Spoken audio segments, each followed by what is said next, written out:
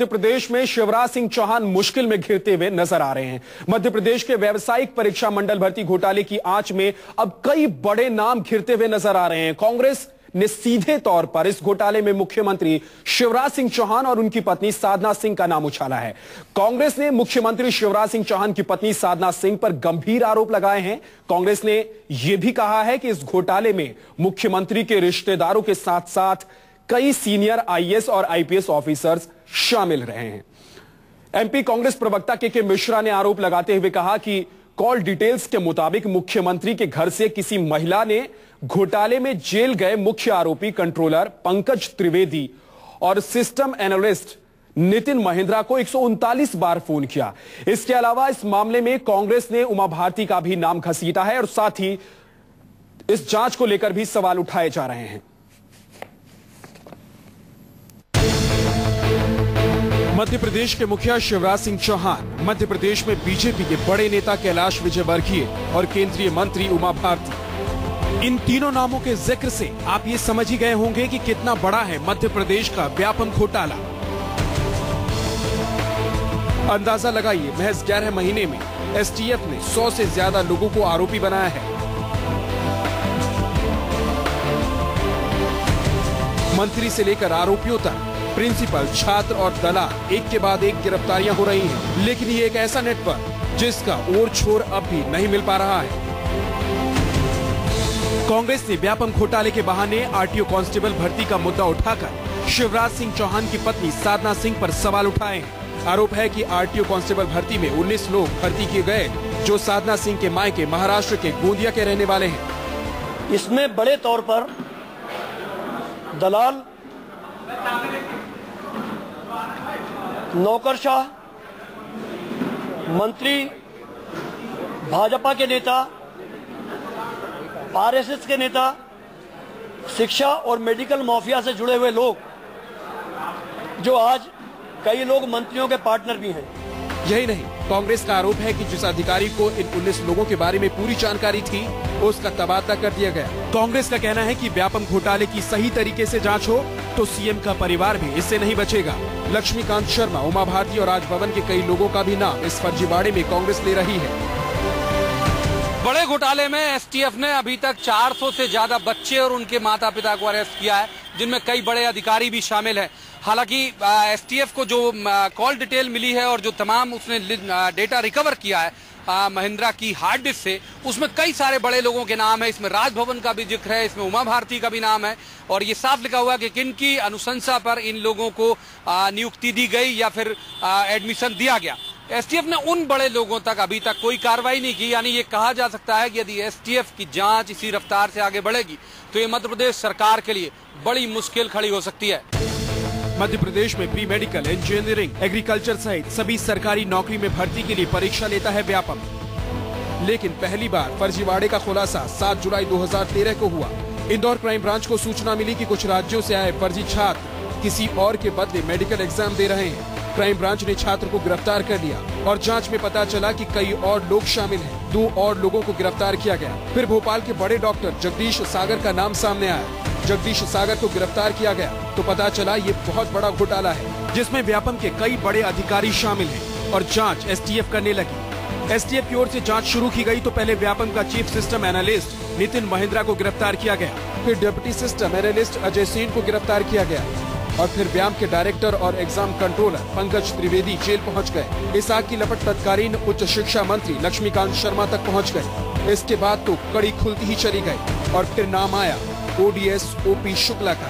आरोप है कि शुक्ला मंत्री के बंगले से नाम भेजता था और वो पास किए जाते थे। अब कांग्रेस इस्तीफा मांग रही है और शिवराज सिंह चौहान कह रहे हैं जांच चल रही है और दूध का दूध, पानी का पानी हो जाएगा। घोटाला पीएम की फर्जीवाड़ा की बात क्यों हो रही है? ऐसे पहले क्यों जो कह दिया उसके बाद कुछ बचता है? महंगाई का दूध और पानी का पानी होगा। माना जा रहा है जल्द ही आरोपियों की तादाद 100 से बढ़कर 400 तक पहुंच सकती है। सीबीआई जांच की बात शिवराज सरकार नहीं मान रही। हाईकोर्ट ने खुद ही एसटीएफ को जांच में लगाया है और देरी के लिए फटकार भी लगा चुकी है। उम्मीद की जा रही है कि जल्द ही इस बड़े घोटाले के कुछ और बड़े खिलाड़ियों के चेहरे से नकाब उठ जाएगा। प्रवीण दुबे, भोपाल, न्यूज़ 24। तो ये कितना बड़ा घोटाला है, इसका अंदाजा आप इस बात से लगा सकते हैं कि 1000 से ज्यादा लोगों से पूछताछ हो चुकी है, 100 लोगों को आरोपी बनाया जा चुका है और करीब 400 लोगों की इस मामले में गिरफ्तारी तक हुई थी। अब इस मामले को लेकर क्योंकि सीएम आवास तक आग पहुंच गई है, जांच की आंच जो है वो सीएम आवास तक पहुंच गई है, खुद मुख्यमंत्री शिवराज सिंह चौहान की जो पत्नी है वो भी इस घेरे में आ गई है। दूसरी तरफ कांग्रेस ने भी आरोपों की झड़ी लगा दी है। कांग्रेस के आरोपों पर बीजेपी का क्या कहना है? कांग्रेस हार से पूरी तरह से बौखला चुकी है, जबकि कांग्रेस नेता दिग्विजय सिंह ने कहा है कि व्यापम घोटाले का सच सबके सामने आना चाहिए और इसी वजह से लगातार कांग्रेस की तरफ से सवाल भी उठाए जा रहे हैं और आरोप भी जड़े जा रहे हैं। इसमें कितना बड़ा भ्रष्टाचार हुआ है, लेकिन मैं इसके साथ साथ मुख्य न्यायाधीश जी को इस बात के लिए बधाई दूंगा कि उनके दबाव के बाद ही अब ये लक्ष्मीकांत शर्मा जी की गिरफ्तारी हुई है। और अगर ईमानदारी से जांच होने दी और मुख्य न्यायाधीश मध्य प्रदेश न्यायालय के अगर उन्होंने इस पर दबाव बना रखा तो मुख्यमंत्री जी अपने आप। भारतीय जनता पार्टी एक बड़ा नासिक का प्याज है। अब इसकी छिलके उतरेंगे, परत दर परत उतरेगी तो देखते जाइएगा, ऐसी ऐसी कलई उतरेगी समझ में आएगा।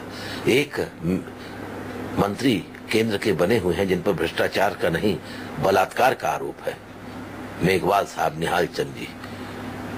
अभी तक वो उन्होंने इस्तीफा देने का नैतिक दायित्व नहीं लिया है और कोई भारतीय जनता पार्टी में नहीं नैतिक दायित्व लिया। मुझे अफसोस है कि भारतीय जनता पार्टी की वो महिला मोर्चे की नेता के गलों में क्या हो गया कि जो उनकी वाणी रुक गई। खोलो अपने आवाज, जयशंकर प्रसाद की वो कविता, खोलो प्रीतम खोलो द्वारा। पहले तो ये Congress party all India corruption Congress बन गई थी। अब जो है वो करप्शन के चलते इसका सुपड़ा साफ हुआ है, तो अब जो है वो ऑल इंडिया कांग्रेस जो है वो आरोप पार्टी बन गई है और हर दिन जो है वो एक नया एलिगेशन, हर दिन एक नया आरोप। और ये आरोप और एलिगेशन लगाते लगाते इनको ये नहीं समझ में आ रहा है कि इनको देश की जनता किस ने जो जनादेश दिया है, वो जनादेश जो है वो इस आरोप को सुनने के लिए और इस तरह के नॉन सीरियस और जिसका कि कोई अर्थ ना हो उस तरह के एलिगेशंस को लगाने के लिए। करने दीजिए, थोड़ा सा अपना समय पास कर रहे हैं वो। तो बीजेपी के नेता भले ही बचाव कर रहे हो, लेकिन शिवराज सिंह चौहान मुश्किल में घिरते हुए नजर आ रहे हैं, क्योंकि तमाम तरह के आरोप कांग्रेस की तरफ से लगाए गए हैं और जांच जिस तेजी से आगे बढ़ रही है उससे यही लगता है कि कई बड़े नाम इसमें शामिल हो सकते हैं और कई नाम जो बड़े हैं राजनीतिक गलियारों के, उनके ऊपर आंच आ सकती है। हमारे संवाददाता प्रवीण दुबे हमारे साथ जुड़ गए भोपाल से। प्रवीण, क्योंकि सीधे सीधे अब जो जांच की आंच है वो सीएम आवास तक पहुंच गई है, 139 कॉल को लेकर सवाल उठाए गए हैं, खुद मुख्यमंत्री की पत्नी के मायके को लेकर सवाल उठाए गए हैं और भर्ती को लेकर तमाम तरह की जो फर्जीवाड़े हैं उसको लेकर सवाल उठाए गए हैं। अब मुश्किल हो जाएगा शिवराज सिंह चौहान को इन तमाम सवालों का जवाब देना। देखिए, आपके प्रश्न के दो हिस्से, मैं पहले आखिरी हिस्से की बात करूंगा कि कल शिवराज के लिए थोड़ी राहत भरी खबर यह है कि बीजेपी के अध्यक्ष और केंद्रीय गृह मंत्री राजनाथ सिंह कल खजुराहो में शिवराज की पीठ थपथपा गए और पब्लिकली ये संदेश दे गए कि वो कोई पार्टी उनको लेके कोई कड़ा कदम नहीं उठाएगी।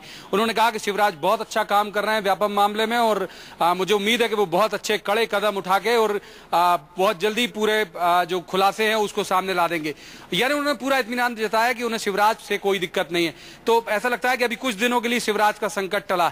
दूसरी जो बात है वो एसटीएफ की है। एसटीएफ की जो जांच की जो रफ्तार है वो जरूर तेजी से पहुंच रही है। कल शिवराज की पत्नी के मामले में जो यहां पर सरकार के प्रवक्ता मंत्री है नरोत्तम मिश्रा, उन्होंने बचाव किया और जो कांग्रेस के प्रवक्ता है के मिश्रा, उनको डिफर्मेशन का नोटिस भेजा।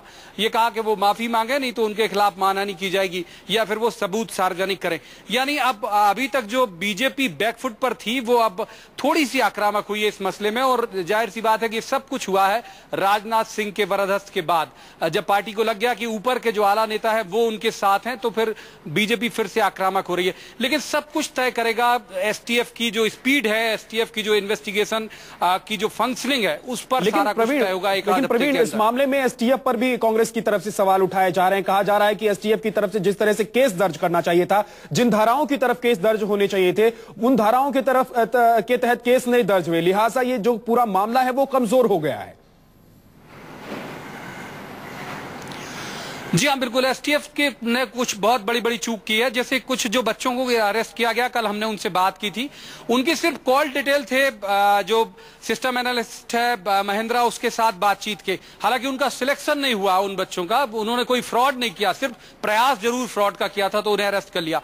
और इधर जो बड़े अधिकारी या जो बड़े नेता हैं जो इस पूरे मामले में शामिल हैं, उनके खिलाफ अभी तक एफआईआर नहीं है। तो जाहिर सी बात है कि एसटीएफ के ऊपर प्रेशर बहुत ज्यादा है। परसों मुख्यमंत्री शिवराज सिंह चौहान ने, जो यहाँ एसटीएफ चीफ है, उन्हें अपने बंगले में बुला के डांटा भी। हालांकि अपने मामले की बात नहीं की, लेकिन ये कहा कि वो बच्चों को आधी रात में उठा रहे हैं और ये तरीका ठीक नहीं है और आजादी का गलत फायदा ना उठाएं, ये उन्होंने साफ कहा था। यानी शिवराज का प्रेशर जरूर एसटीएफ के ऊपर है और संभव है कि एसटीएफ उसी प्रेशर में काम भी कर रही हो। लेकिन इतना ज्यादा ये मामला सार्वजनिक हो गया कि अब मुझे नहीं लगता कि एसटीएफ भी इस मामले में कुछ लीपापोती कर सकेगी, क्योंकि बहुत सारे तथ्य उजागर हो गए और एसटीएफ के लिए मुश्किल होगी कि मीडिया तो छोड़िए, आरोपी बनाने वाला इस मामले में आरोपी कुछ और लोग बनाए जा सकते हैं। करीब 100-200 लोगों को और आरोपी बनाया जा सकता है, क्या ये भी खबर है? जी हाँ, औसतन एक दिन में 24 लोग के आसपास एसटीएफ अरेस्ट कर रही है। माने अभी तक 515 लोगों की लगभग गिरफ्तारियां एसटीएफ कर चुकी है। कुछ को बेल मिल गई, कुछ अभी जेल में हैं, जिनमें बड़े सीनियर आईपीएस भी शामिल हैं। जो रीवा के डीआईजी हैं वो अभी जेल में है, सीएसपी ग्वालियर वो जेल में है, अपने बेटे के लिए उन्होंने सिफारिश की थी। तो एसटीएफ ने शुरुआती दौर में तो बहुत रफ्तार से काम किया। अभी वो ये कह रहे हैं कि कोई मामला रजिस्टर करने से पहले पूरी पड़ताल करेंगे, और जितना सरकार का या होम मिनिस्ट्री का जितना प्रेशर है, उसे देख के नहीं लगता कि बहुत जल्दी कोई एफआईआर रजिस्टर होगी। लेकिन हाँ, एक आध हफ्ते तय कर देंगे कि मध्य प्रदेश सरकार का भविष्य क्या होगा या जो लोग इसमें शामिल हो रहे हैं उनके लिए इस बात की भी संभावना है? प्रवीण, क्या इस बात की भी संभावना है कि जिस तरह से अब तेजी से जांच आगे बढ़ रही है, तो सरकार की तरफ से एसटीएफ पर भी किसी तरह का दबाव पड़ने लगे आने वाले दिनों में? जी हाँ, बिल्कुल। मुख्यमंत्री अगर बंगले पे बुला रहे हैं और इस तरह से उन्हें फटकार सी लगा रहे हैं कि वो ज्यादा तेज नहीं चलें या आजादी का गलत फायदा ना उठाएं, तो उससे साफ जाहिर है कि सरकार परेशान है। जो एडीजी एसटीएफ है उनकी फंक्शनिंग से एक खबर कल ये उड़ी थी कि हो सकता है कि उन्हें पदोन्नत करके डीजी बना दिया जाए, क्योंकि तबादला करने से बदनामी हो सकती है सरकार की और बहुत ज्यादा घिर जाएंगे शिवराज। तो बहुत हो सकता है कि उन्हें पदोन्नत कर दिया जाए। हालांकि शाम तक ये खबर अफवाह में तब्दील हुई और पता लगा कि ऐसा कुछ नहीं करने वाली सरकार। लेकिन ये तय है कि सरकार को जानकारी के लिए तो शिवराज सिंह चौहान घिरते हुए नजर आ रहे हैं। उनके परिवार तक इस पूरे मामले की आंच अब पहुंच चुकी है और संभव है कि अगले आने वाले कुछ दिनों में कुछ और आरोपी बनाए जा सकते हैं, कुछ बड़े नाम भी उसमें शामिल हो सकते हैं।